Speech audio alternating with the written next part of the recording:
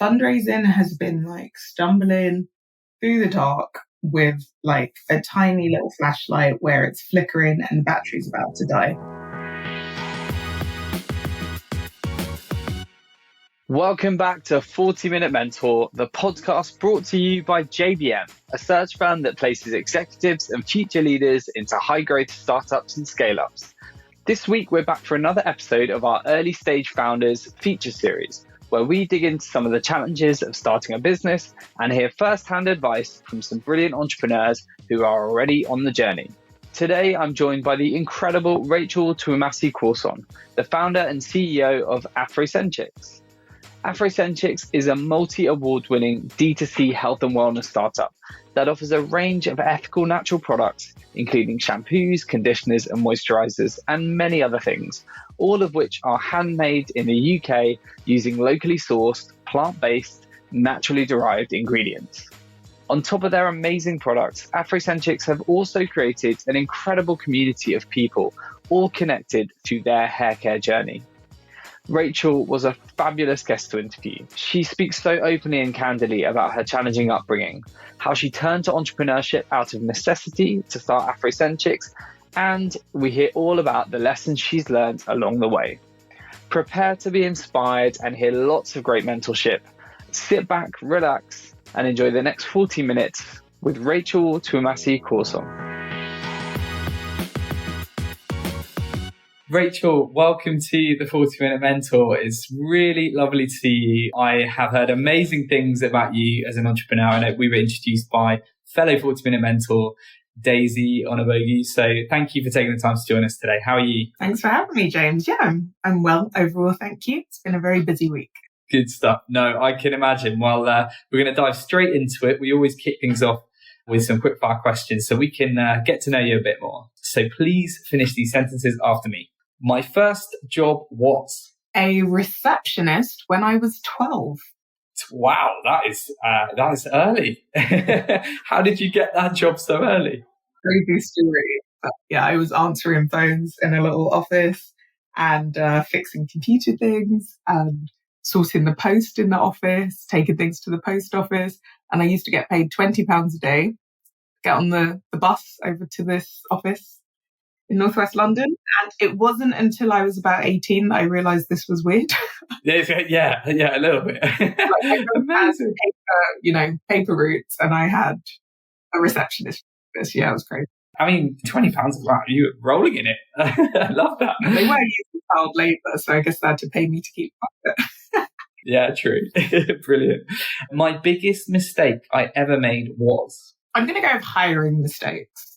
So the biggest mistake I've made in hiring is over-indexing on the importance of interviews. And I've now learned the hard way that some people are very good at interviewing and not much good at anything else. And other people don't interview well, but can do a great job. So I now take the approach that what matters is references, a task that you set for people, and then the probation. So probation for me is now included within the hiring process. But I think I would have saved myself a lot of headache and aggro if I didn't mistakenly think I was such a good interviewer that I could, suss out talent. Now I know that actually no one is that good an interviewer. It's a phase you do, but it's not the most important in a hiring process. It is so true. Yeah, actually, you know what? I bet there's hundreds of people going, yes, that was me. It's absolutely right. And I remember Sophie Edelman, a co-founder of Multiverse, she told me how rigorous her referencing process was. And it was the first time anyone had actually kind of really rammed it home how important that is. So I totally hear you. And I know that's a common answer. Before I started my business, I wish I knew that no one has a blueprint. No one knows how to do it. And you're figuring it out as you go along, and that's okay. Yeah, I started the company at 19. I'm now 32. And I feel like this year is the first year that I've been clear that, wait a minute, no one knows what they're doing. Yes, I'm kind of winging it, but we all are. I think before, because I'm such a researcher, I have a very scientific approach to things. I like to read up before I do anything. I will speak to people who've been there and done that. I'll try and find mentors or advisors. And I've learned that the best advisors who've been the most helpful are the ones who are super humble and say, I don't know, no one knows. And they'll still give you advice from their hard-won experience. And the worst mentors are the ones that as a young entrepreneur, you'll be drawn to. The ones who are really confident and say, oh, I've done this a dozen times, I know exactly how it works. They don't. If you did something in 1999, that's not going to be relevant in 2022 when everyone has smartphones. We have the metaverse. It's a very different space and time. So yeah, that's what I would say. I think that's such good advice. Yeah, so true. Nobody knows it all. And I agree. Some of the best entrepreneurs that have been on this podcast who have built unicorns and all that sort of stuff, the ones that really resonate with me are the ones that are still so humble, still curious, still admit that they don't have it all sorted. And you need to hear that because we're all in the same boat. I think any founder, whether you're just starting out, you've been in the game for 10 years, like we still have rubbish days and make mistakes. So I think that's a really good answer. The hardest part of being a founder is finding work-life harmony. I hate the phrase work-life balance because there's no balance. It's nonsense, right? But finding a way to, be at peace with how much you're working, how much you're seeing your family and friends, how much time you have for hobbies. For me, I'm a mum of 2, soon to be a mum of 4, which is completely wild. And for me, it's about harmony because there's times where my kids will need me and they come first. Everyone knows that. The team know that. My investors know that. My kids come first. My family come first. That's not balanced because if it's balanced, they can't come first. It's, there's a busy work day. No, if they need me, I'm there. But they also know that mummy works a lot. Mummy works hard. So like my 3-year-old has a ball pit in my office and he will come in with me and he's used to that. And he'll tell me if he thinks, Mummy, you need a break. He'll come over and close my laptop, which is great. It forces me to take breaks. And funnily enough, it makes me more productive. But I think the hardest thing is getting to the point where you don't have the parent guilt of, am I working too much? Or the guilt as a founder of, other people are saying they're doing 80-hour work weeks. I'm only doing 70, which is also mad, right? Because I think we get pulled into the optics of it and how much are you working, when that doesn't really matter. What matters is how much are you achieving. And yes, if you work more, you're likely to achieve more. But I see people waste so much time and they're working, but you're just tweeting. You're tweeting about how hard you work for hours. You don't miss anything. So you're just on Twitter. And I've been in that space myself, right? So this is not judgment. I think one of the hard things is finding that work-life harmony, given that as a founder, you are under so much scrutiny from your investors, from your team, from your customers, from just the general public, because everyone has an opinion. And being able to drown that out and decide, okay, what are my priorities and what does that look like on a day-to-day basis? What does it look like in cases of emergency or cases of high stress or when I'm firefighting? That is so hard. And I hope someone listening has some tips for me because I'm still figuring it out. Rachel, I love that answer. I love that description of it because it is a constant battle. It is so hard. I have said on this podcast before, I constantly feel like I'm letting somebody down, whether it's family, my daughter, my wife, business, friends, not staying fit. Like I'm letting myself down by eating the wrong things and not exercising. And it's so hard. And sometimes you just got to be kind on yourself and, do the best you can. And as you say, be ruthless with your time and prioritization. I think I love the fact your son closed your laptop. My daughter's the same. She properly keeps me in check. She says, Daddy, you're on your phone again. Like you're supposed to be playing. And I was like, oh God, I'm that guy that I swore I never would be. So it's definitely a balancing act. And I'm sure lots of people listening can resonate. Finally, can you share something we wouldn't learn from your CV? That could be a failure, a setback, something you've learned a lot from. I said I'm a mum of 2, soon to be a mum of 4. These were all surprises. These were surprise blessings, my kids. Yeah.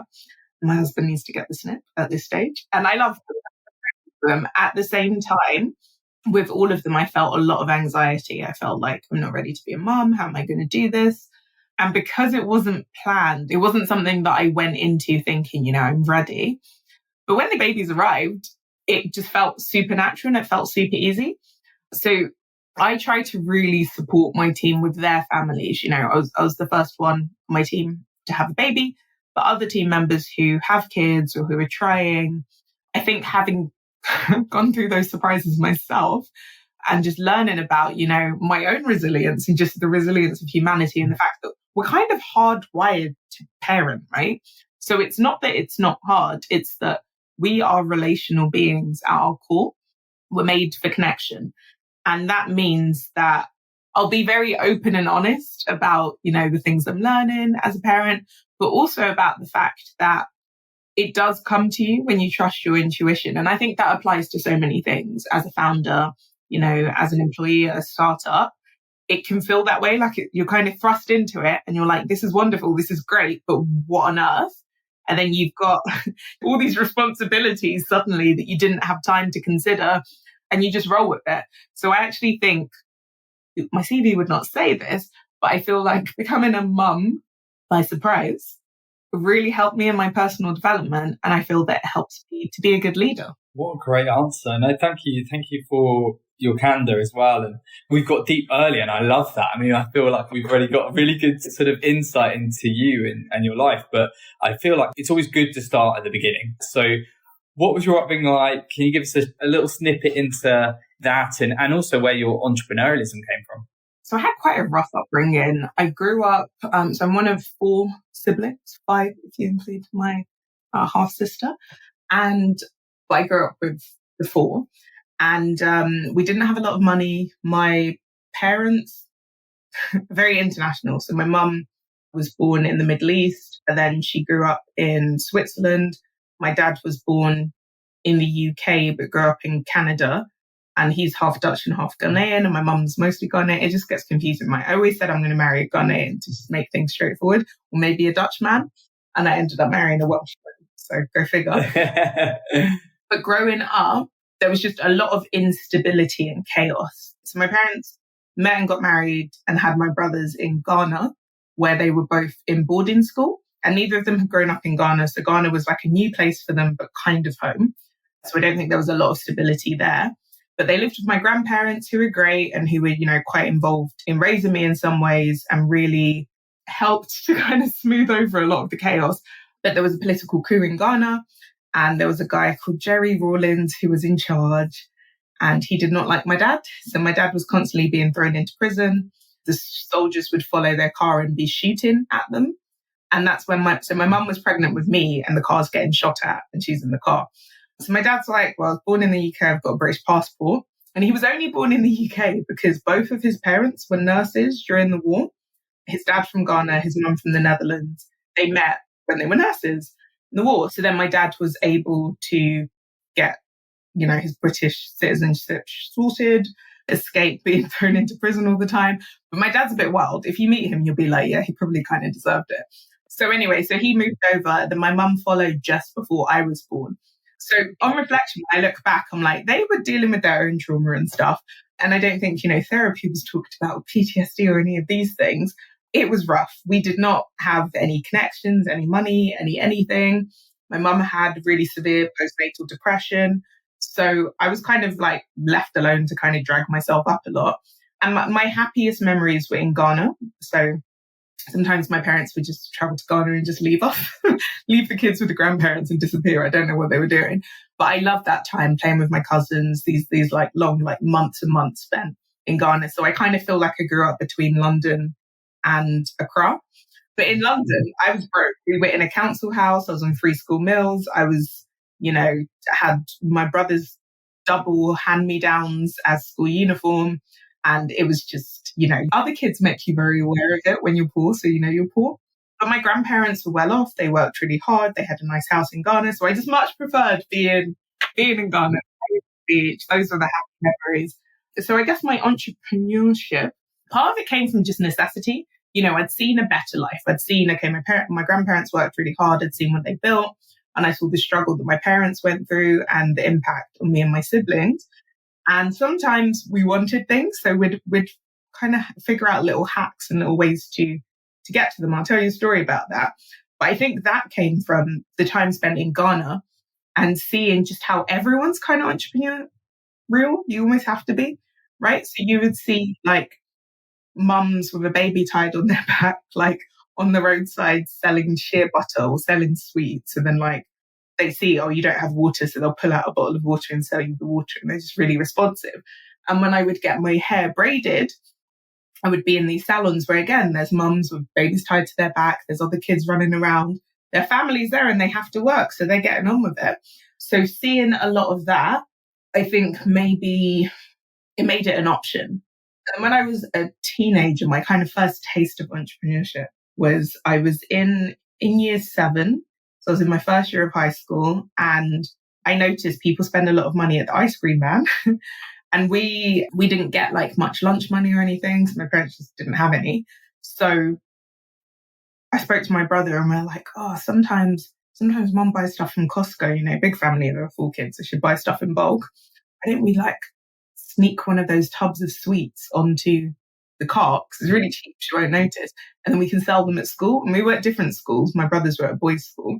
But we'd sell these sweets and I would sell them so there was like the school gate and then the ice cream van would park up, a little bit ahead of it. So when I knew people on their way to the ice cream van and I roped in a friend, I'd just be like, selling these sweets. So if the ice cream van sells it for 2p, I'll sell it for 1p because I didn't pay for it. Nice. Natural born entrepreneur. Yeah, but it was because I needed money. I needed bus money. I needed lunch. I didn't have any. Often comes from necessity, doesn't it? As you said, I think that's so interesting. Yeah, what an interesting story. And it's clearly followed through throughout your whole life. And I think a lot of the founders that come on this podcast before, they've created businesses from personal problems that they've been trying to solve. And I believe the inspiration for Afrocenchix is the same. You were struggling with an eczema flare-up and you spoke to a friend at university, and then before you knew it, you were building a business at a very young age. So can you tell our listeners a bit about the origin story and how I read about you building like a mini science lab in your kitchen or something like that? So tell us more. It sounds so intriguing. So I studied law at university, and university was always kind of my get out plan. It was very chaotic. There was a lot of violence and abusive stuff going on in my house. So I just didn't want to be there. And I've got an older brother who's about 5 years older than me. So he started talking about university. He's super smart. When he was straight A-star student. When he was about 15, he started talking about uni all the time. And my grandfather was very big on education. So I was like, oh, this fabled land, university, cool. That's where I go. That's how I escape the madness that is my household. And I didn't actually have a great work ethic. I was quite lucky in that I could get good grades and just kind of float by. But I learned later in life. So when I did my master's, I was diagnosed with dyspraxia. And a lot of dyspraxic kids, if it's not diagnosed, they're seen as lazy. And it's not laziness. It's more that you kind of get overwhelmed because you don't really know what's going on and you've got this motor coordination thing. And then you find ways to overcompensate. So I was lucky in that my overcompensation meant I could bunk off school and mess about and get really good grades anyway. So I got into my top choice law school up at the University of Birmingham, and I was really excited, far from London. I didn't want to take the risk that they would not give me accommodation. So I did not apply for a single London uni. I was like, I'm out of here. This is my escape plan. And I got there and I hated it because I did not fit in. Everyone, the University of Birmingham is I hear it's changed, but when I went there, it was not very multicultural, whereas Birmingham, the city, was. So I was shocked. It's like Russell Group, Red Brick, very elite. My friend who I initially started the business with used to joke that it's just full of Oxbridge rejects. And it was. And I remember I had this friend who was captain of the polo club, and he got invited to the royal wedding and his family had a crest. And we would just have these conversations and be in disbelief. He was in disbelief that I was so poor. And he also had thought that poor people are stupid, working class people are not intelligent. And then he's like, but you are intelligent. It was really funny. It was this raging Tory. But he was really cool. And I was shocked. I was like, I can't believe you're complaining about your allowance, which is more than I get from my 3 part-time jobs, and your parents pay your rent. I was just like, what? But it was really eye-opening because I saw that there's so much more to the world that I don't see. And I eventually got to the place where I was fine with it. But at first I was just super insecure because people were coming up to me and saying, oh, which school did you go to? And I'm like, you're not from London. Why would you know my school? I was confused. And then they just walk away and laugh.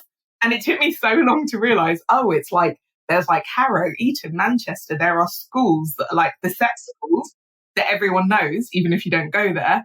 And they're trying to gauge your social class. But I just never felt so labeled as you are working class, you are lower. And I don't even think it was deliberate. It was that in the same way I was coming from this world where I was like, who are these snobby posh kids? They were coming from a world where everyone around them was like them. Their parents had been micromanaging. So I say all of this might seem a bit irrelevant, but the context is that I was desperate to fit in. I already felt other, I felt different. I felt like, especially within law, which is even more bougie, everyone had straight, sleek hair.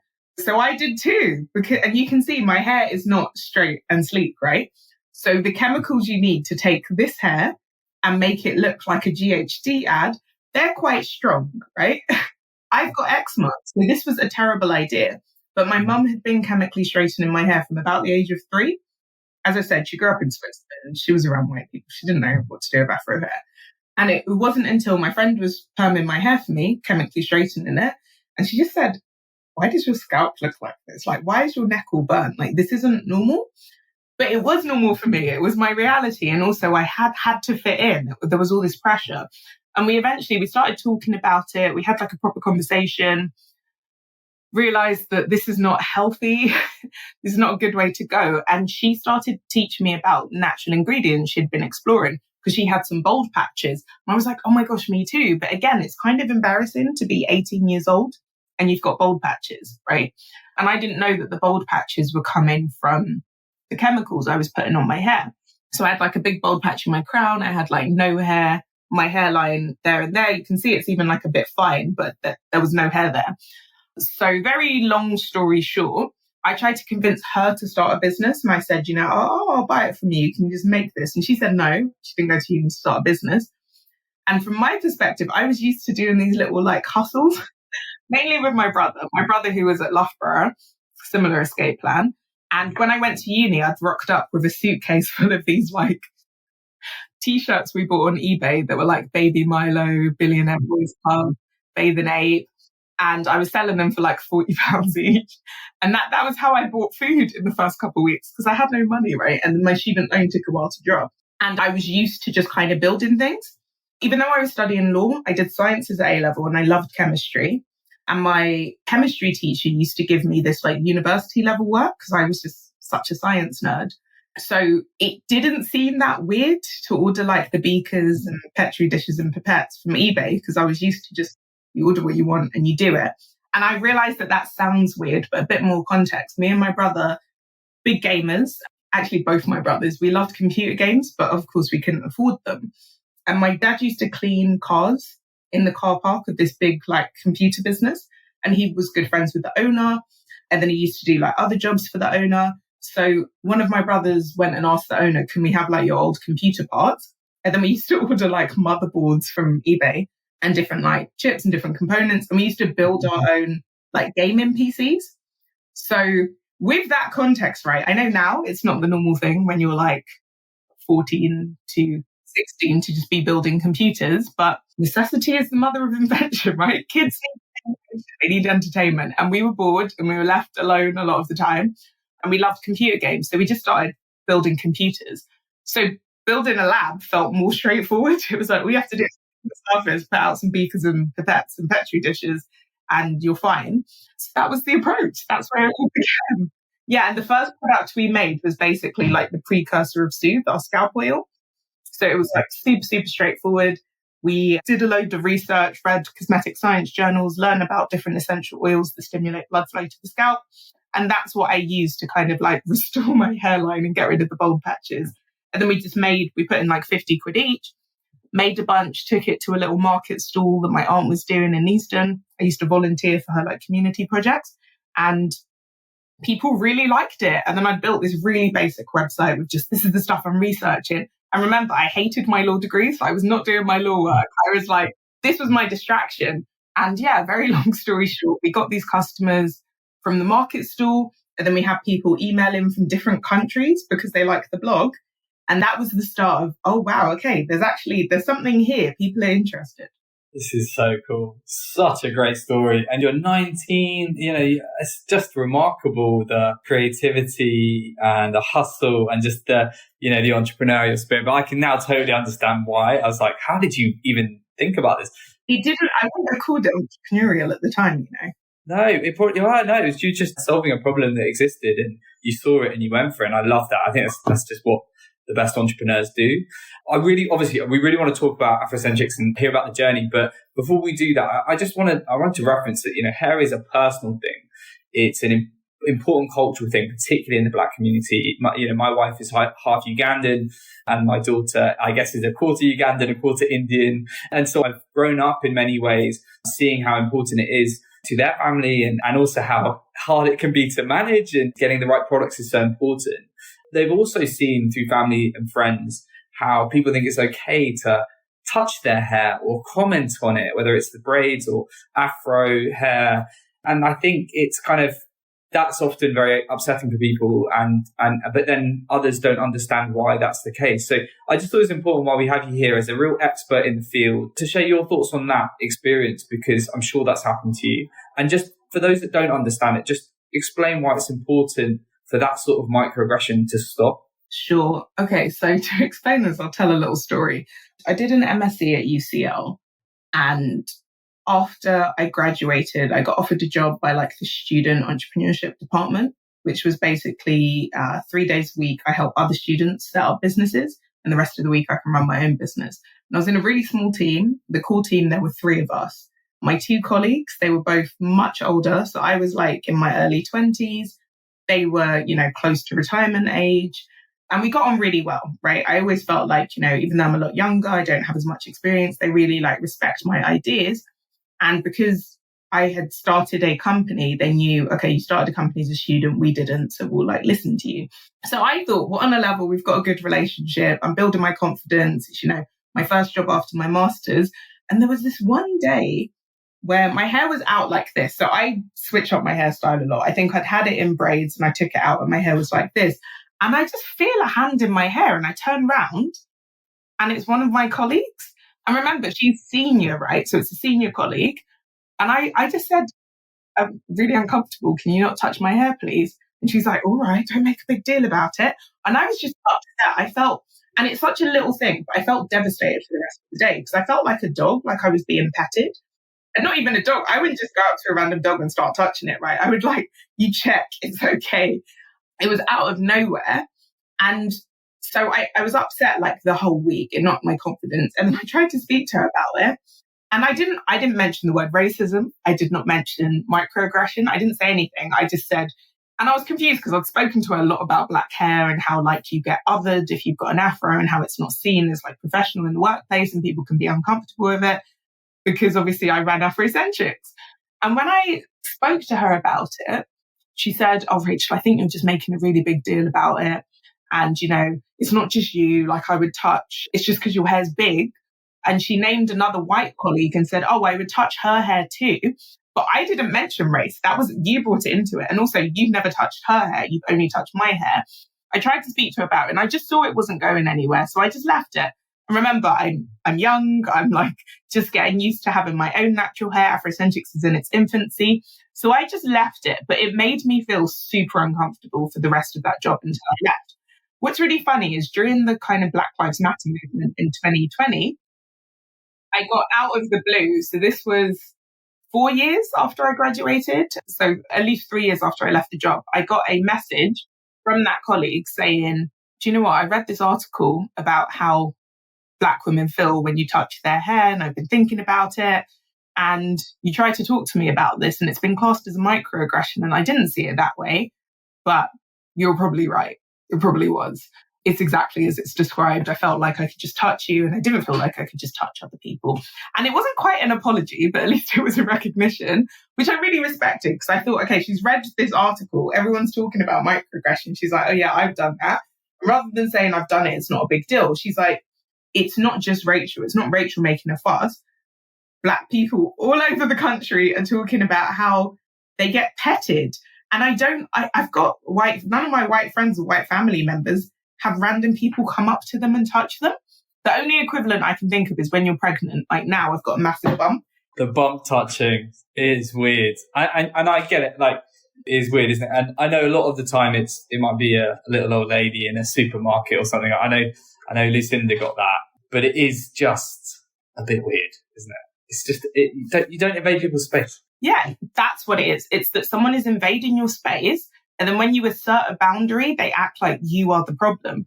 And in no other place would that happen. If I just came over and started stroking your beard and you said, can you not touch my face, please? I don't want you to. I couldn't then claim that you're being difficult.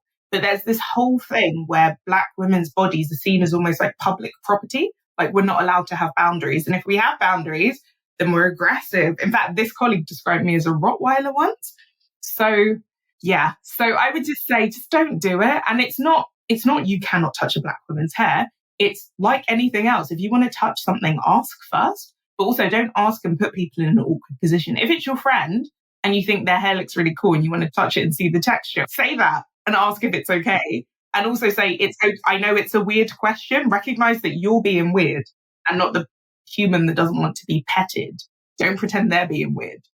No, and thank you for sharing your thoughts on it, because it's not talked about that often, but I think it's important sometimes to flag these sorts of things.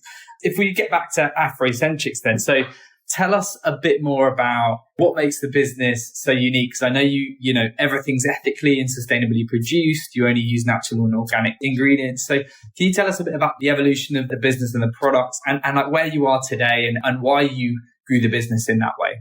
Sure. So what makes Afrocenchix different is that we are genuinely a company that puts people and the planet before profit. And it's always been that way. So the reason I registered the business is I entered a competition at my undergrad uni for ethical and sustainable business innovation, won some money, and they said, we'll give you more money if you register the business and take it seriously. But it was still a side hustle. You know, I did other jobs and whatnot. What me and my friend who started it had always pledged was that no matter what ingredient we add, it will never be just for our benefit, like to prolong shelf life or to hook people with an addictive smell. We'll only put in ingredients that are a benefit for the person using it. And because we use them ourselves, you know, and our families use them, it made sense. So with an Afrocenchix product, you know, it's safe, you know, it's effective, and you know, it's ethically produced by default. Those things will never change. In terms of our ESG, we've got a whole ESG statement on our website. And it's a work in progress. There's more we want to do. So in the process of applying for fair trade certification, we've got vegan certification. We are looking at Cosmos certification, which is like the new organic standard. And we've just started the process. I say just, it's been a year. We've started the process to become a B Corp. So one of the things that sets us apart is you're getting top quality products. They're safe, they're effective, and they are ethical. And this is in an industry where 78% of products that are targeted at Black women contain these horrible toxic ingredients that are linked to things like fibroids, respiratory issues. There was even a paper that came out a few weeks ago that linked parabens in Black haircare products specifically to breast cancer growth in Black women. I just think that's outrageous. Nothing you use to groom yourself should be making you sick. No, totally. But just huge kudos to you. I'm drawn towards entrepreneurs that, you know, put purpose above profit. And often the profits come because it's needed and popular and actually like a really, you know, it's just a win-win. So, I've seen, you know, the business go from strength to strength. You know, you've won lots of awards, you've had an advert on Channel 4. You must be so proud.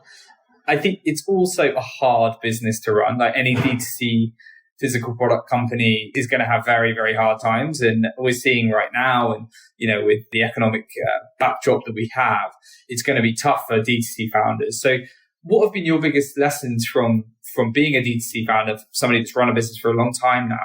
And what advice do you have for any other D2C founders listening to this, possibly going through their first economic downturn? Gosh, so many. So I graduated in a recession, right? So from my undergrad, I finished in 2011 and there were no jobs and it was really rough and it was really bumpy. And then I felt that things were getting better. It was just kind of easier to, you know, to find work, to find money, to sell the products. And even though they were kind of being developed in the background, we saw the impact of the recession on sales. One thing that really helped is being clear on our messaging. So letting people know, look, what we put your health first. We're not about profiting from the insecurities of Black women like the rest of the industry. We're very much about putting health first in beauty and making that clear. So people don't see it as, oh, it's just a shampoo and this shampoo is a bit expensive, but they see it as, this is self-care. This is me investing in my own health, but also helping a company to grow who want to help other people with their health. So having a really clear purpose is great and really important. You need to remind yourself of it through the hard times. There are many. It's really, really rough right now for D2C founders. This economy is a hot mess, right? Everyone's sales are down. And even if they're not, you're having to work so much harder to get the same sales as you did a year ago or 2 years ago. So remembering your purpose keeps you resilient and keeps you going. As a leader, as a CEO or as a founder, your job is to motivate your team and help them to do their best work. And being clear on their purpose helps them to have that kind of, the internal intrinsic motivation that Daniel H. Pink talks about in the book Drive, where you need to have purpose, you need to have mastery, and you need to have autonomy to be internally motivated for your job. That purpose part, that comes from leadership, right? So making really clear, this is our mission as a company. This is what you're helping us with. It helps your team. It helps you. It also helps your customers, right? Because they know it's not just a shampoo. They're buying into a vision and they're supporting a vision. So our customers are incredible. They'll buy products. They'll buy extra products to give to their friends. They'll be telling other people about the company. About 70% of our growth is organic. It's word of mouth. And it's because we have these diehard customers who they just understand the authenticity of our brand. And because they know we don't just talk about it, we actually are about it. And they've seen that. It means that they will tell other people, they'll share that message. And that helps you to ride the waves of the recession, right? It's not that, if you're purpose driven, you're going to do better and you won't feel it. You will. And not everyone cares about your purpose. And some people will just not buy your stuff because they don't have as much money. But it means that you're going to keep your core customer base of people who believe in what you're doing. And then when the recession bounces back, when the economy bounces back from recession, you're more likely to have survived it. And my biggest piece of advice would be during a recession, aim for survival. Survival is something to be proud of. So many businesses have shut down and they've worked really hard. This is not the time to be taking risks to grow. Survival is risky, right? It's actually easier to say, I'm just going to liquidate the business and take the cash I have. But pushing through, surviving, thinking, okay, where can we slow down and pause? And where can we actually do that important but not urgent work to prepare us for the next kind of economic leap? Or where can we look at maybe other territories around the world that are not facing a recession right now, where there actually is growth, so we can expand there? And it's a bit of a risk, but it's not the same as saying, I was just going to double down on marketing when your marketing isn't working. Because it's not your creative that's the problem. It's not your targeting. It's not the Facebook pixel. It's that everyone is trying to figure out how to pay their bills, how to fill their car with fuel, how to feed their kids, right?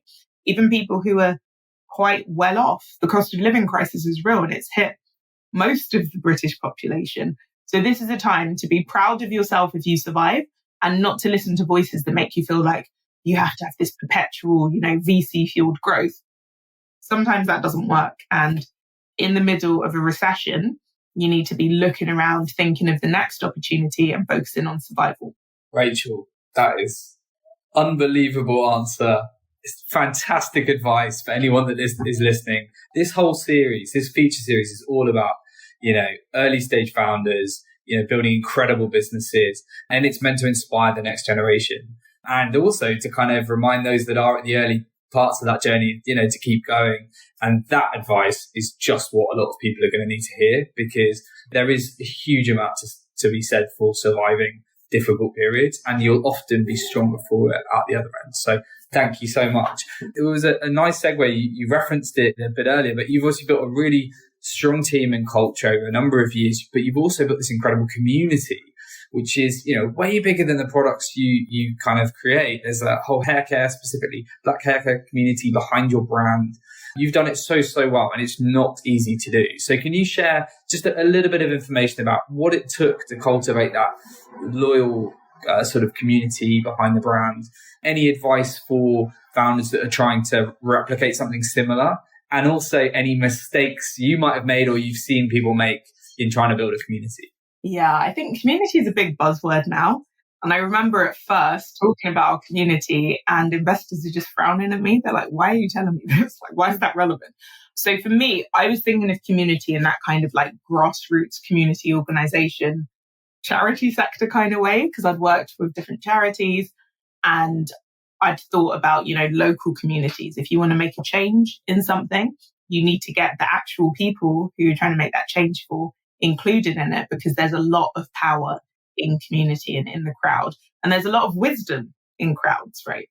So it's funny seeing it become a trend. And I welcome it, but I'm skeptical because there are companies that send me emails and they talk about, oh, our community this, our community that. And then what they're sending, I'm like, this is not community. Community is where people, they speak to you, but they speak to each other. And it's about facilitating something that's organic and natural. What you're trying to do is show that you've got fans, so the VCs will give you money. And it's very transparent and it's annoying because it's like, you probably have a slide on your deck saying that you're monetizing community. And I just feel very used. So community should never be transactional. That doesn't mean that there isn't some give and take. In fact, community requires give and take, right? Gifts have to be circulated for communities to work and to flourish. What I would say really works is authenticity. So being honest. And I think that if you're starting your business because you're trying to solve a problem and you have your audience in mind who you want to solve the problem for, you need their feedback, you need their input to solve that problem well.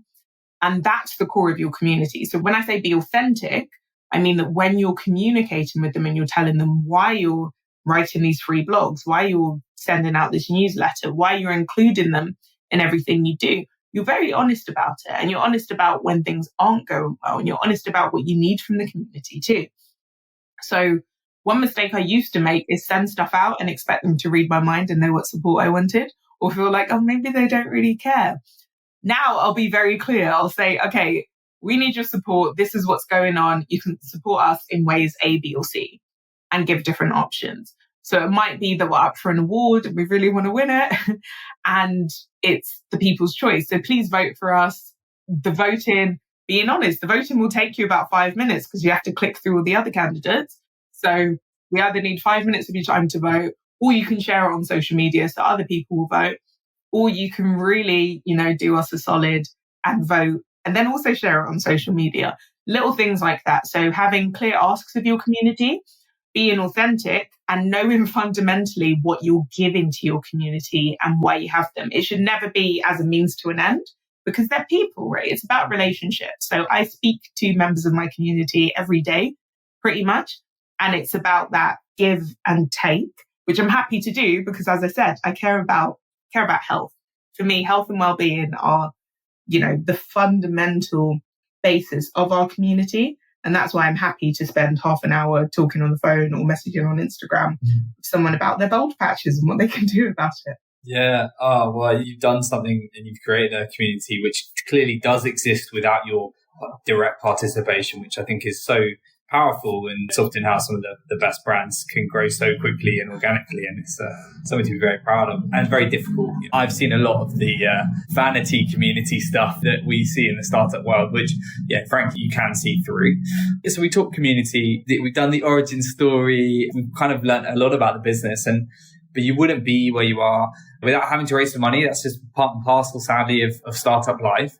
And it's really hard. And it's especially hard for female founders and even harder for black founders and even harder for black female founders. So, the fact you've raised over $2 million, including from Google's Black Founders Fund is a real testament to your resilience and the business you're building. I'm sure our listeners would be interested to learn, given that this series is very much focused around current early stage founders or aspiring early stage founders. What's your experience been around fundraising, and how have you managed to invest the right amount of time on it, that piece, while not letting the business suffer as a result? And have you got any just tips and tricks or things that have really worked for you that others listening could learn from? Sure. Fundraising has been like stumbling through the dark with like a tiny little flashlight where it's flickering and the battery's about to die. It's really difficult, and the goalposts can move a lot.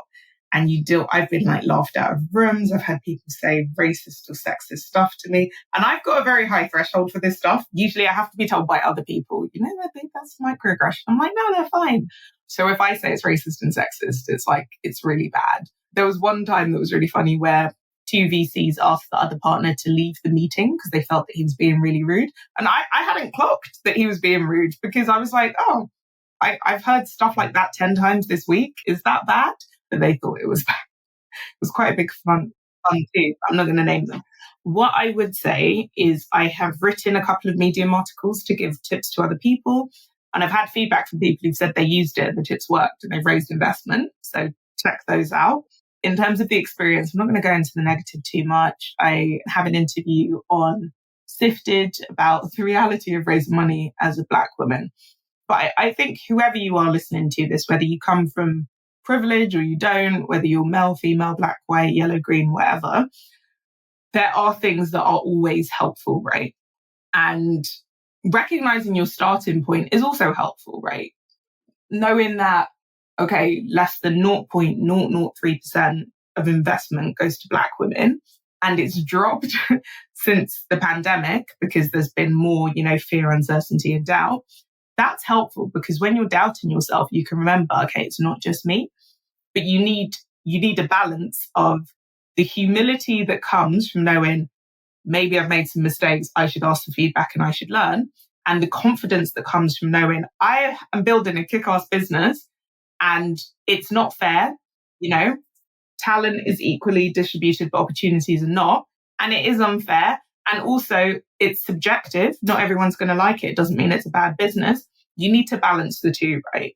Because you need a lot of confidence to go out there and pitch again and again, and you get no's and you go back with a smile and you go back upbeat and with energy. And even if you don't, if you have some pitches that you fluff because you're stressed or you're just upset because someone was really rude to you, I have cried after pitches and I'm not a crier, but sometimes people are just so rude. There was one time I was doing a pitch while I was driving, do not recommend. And I had to pull over the car because I'm like, this man is like just assassinating me. Like he was just so incredibly rude and had just assumed I was really stupid, asking all these dumb questions. And I was naively answering the questions and saying, so to give a bit of context, this one investor had said to me, so are you planning to build a factory then? And I just thought it was a genuine question. I thought it was a bit of a silly question, but not silly as in he's silly, but in that he doesn't know about the industry. So I just explained with respect that it would be a lot more expensive to build a factory than we could deal with because we were only raising, like $1 million. And if we built a factory, we would spend all the money and then we wouldn't be able to operate the factory. And then he snaps at me in the middle of the explanation and says, I'm not an idiot. I know how much it costs to build a factory. I'm like, so why have you asked me? Am I the idiot? And if I'm an idiot, why are you taking a meeting with someone you think is an idiot?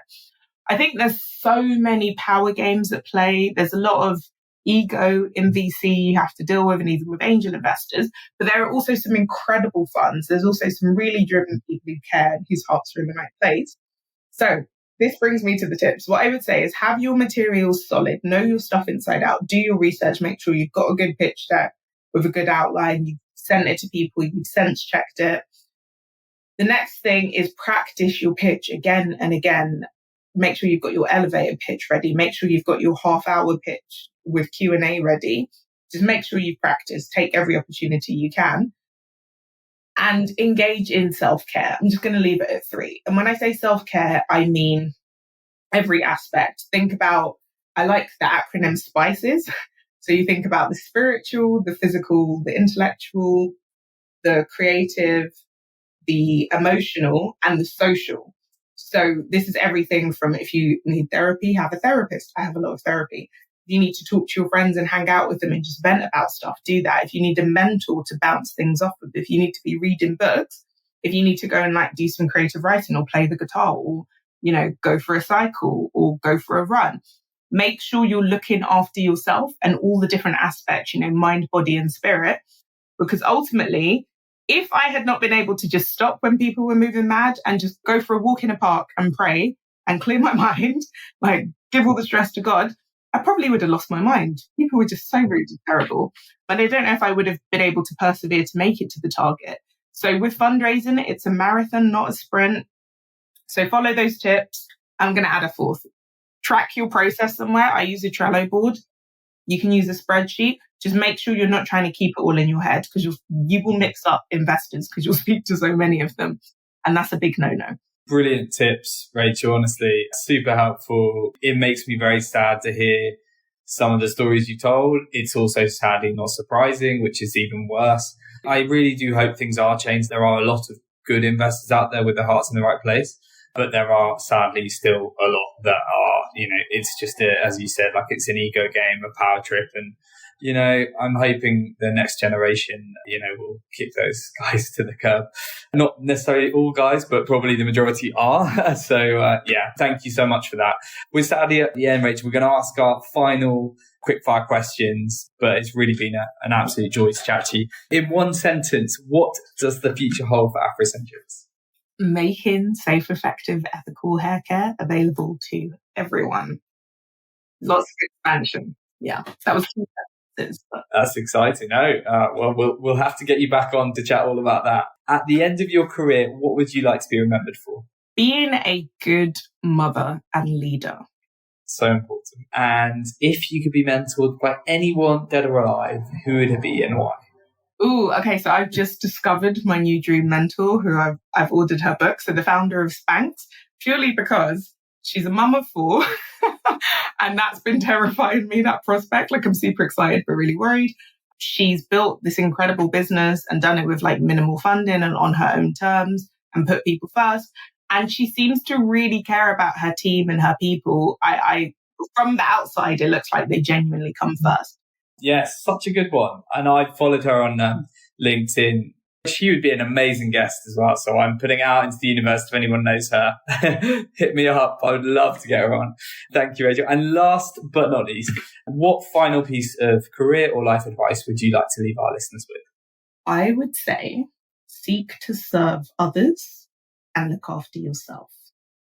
I think if in your career you're looking after yourself, you're clear on what you want, why you're going after it, and you're serving others, you're genuinely helping others, and you've got that healthy kind of give and take going, I think you'll achieve whatever you set out to achieve. I love that mantra. I've loved this chat. Rachel, thank you so much. You are building something that is doing a lot of good for the world, and I really appreciate your honesty and candor and good humor. It's been a really fun conversation. So from everyone at 40 Minute Mentor and JBM, we wish you the very best for the year ahead, particularly with the 2 little ones that will be joining your brood. And I really hope we can meet in person at some point. And thank you so much. Thanks, James. It's been great chatting with you. Thanks for having me. Thank you. Thank you so much. Rachel was introduced to me by fellow 40 Minute Mentor guest Daisy Onadogi, who spoke so highly of her. And after this chat, I can totally see why. Rachel's openness and honesty was so refreshing. Afrocenchix has a really powerful genesis story. And I love how Rachel is choosing people and planet before profit. I really appreciated all the fantastic advice that Rachel shared with us in this episode. I'm sure many of you out there that are building startups would have really appreciated all that she said, particularly what she said about the importance of building a community for the community's sake, and her brilliant approach to self-care, something that can easily get overlooked when you're trying to build a startup. These are just a couple of my favorite parts of this episode, but I'd love to know your personal takeaways from listening to Rachel. So please leave us a review with your best bits or any thoughts you have, or simply drop us an email to info@jbmc.co.uk. I really look forward to hearing from you, and I can't wait to see you again for our feature series finale. Before you go, don't forget to hit the subscribe button so you're the first to hear about next week's episode. See you then.